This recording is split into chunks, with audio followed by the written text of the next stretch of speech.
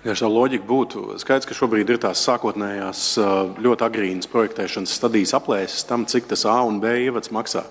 Bet ir dažādi vēl papildus optimāli risinājumi. Ja tu strīdēsies, mēs šodien beigsim šo sarunu. Es domāju, nekas neies uz priekšu. Nē, nu tas ir.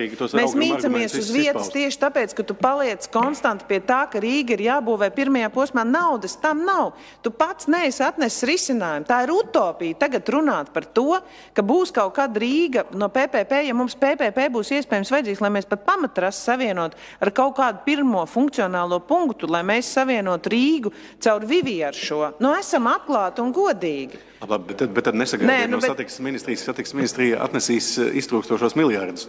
Bet satiksmes ministrija mums nes nereāls plānus. Kā tad, lai mēs nesakam, atnesiet tad arī naudu? Jo tā visu laiku ir bijis atnest nereālu plānu, naudu aiziet finanšu ministrija. Vai premjera atnesiet, nezinu, no kurienes es tad arī saku. Ja jūs gribat, lai premjera cīnās par finansējumu, atnesiet man realistisku plānu. Šis plāns nav realistisks.